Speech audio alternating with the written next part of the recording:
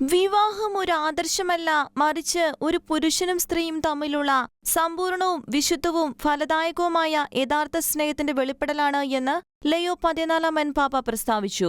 ഈ സ്നേഹം ദമ്പതികളെ ഏകശരീരമാക്കുകയും ദൈവത്തിന്റെ ഛായയിൽ ജീവന്റെ ദാനം നൽകാൻ അവരെ പ്രാപ്തരാക്കുകയും ചെയ്യുന്നുവെന്നും പാപ്പ വ്യക്തമാക്കി.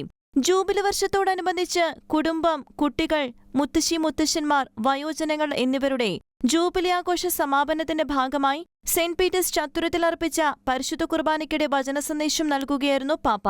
മനുഷ്യകുലത്തിന്റെ ഭാവി കുടുംബങ്ങളാണെന്ന് പറഞ്ഞ പാപ്പ ഐക്യത്തിനു വേണ്ടിയുള്ള യേശുവിന്റെ പ്രാർത്ഥന ഉൾക്കൊള്ളുന്ന സുവിശേഷ ഭാഗം ഉദ്ധരിച്ചുകൊണ്ട് ജീവന്റെ സൃഷ്ടാവായ ദൈവത്തിന്റെ സ്നേഹത്തിൽ നിന്നാണ് ഐക്യവും രക്ഷയും സംജാതമാകുന്നത് എന്നും വിശദമാക്കി. ചത്തുരം നിറഞ്ഞുകവിഞ്ഞ് 70,000-ലധികം വരുന്ന വിശ്വാസി സമൂഹം ആഹ്ലാദാരവത്തോടെയാണ് മാർപ്പാപ്പയുടെ വാക്കുകൾ ശ്രവിച്ചത്.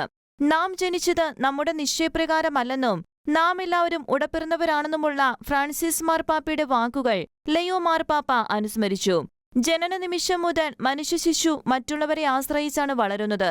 ഇത്തരം ബന്ധങ്ങളുടെ ഫലമായാണ് നാം ജീവിച്ചിരിക്കുന്നത്. അനുകമ്പയും പരസ്പരമുള്ള കരുതലും കൈമാറുന്ന മനുഷ്യബന്ധങ്ങൾ സ്വതന്ത്രവും സ്വതന്ത്രമാക്കുന്നതുമാണ്. സംഘർഷവും അഭിപ്രായ ഭിന്നതയും നിറഞ്ഞ ലോകത്തിൽ ഓരോരുത്തരും തങ്ങളുടെ സ്നേഹം ക്രിസ്തുവിൽ ഉറപ്പിച്ചു നിർത്തണം. അങ്ങനെ ലോകത്തിലും സമൂഹത്തിലും നാം ഏവർക്കും സമാധാനത്തിന്റെ അടയാളമാകണം.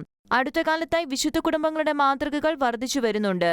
വിശുദ്ധരായി നാമകരണം ചെയ്യപ്പെട്ട വിശുദ്ധ കൊച്ചുത്രേസ്യയുടെ മാതാപിതാക്കളെയും പോളണ്ടിൽ നിന്നുള്ള ഉൽമ കുടുംബത്തെയും മാർപ്പാപ്പ പരാമർശിച്ചു. കുട്ടികൾ മാതാപിതാക്കളെ ബഹുമാനിക്കണമെന്നും അനുദിനം ജീവനു വേണ്ടി നന്ദി പറയണമെന്നും മാർപ്പാപ്പ ഓർമ്മിപ്പിച്ചു.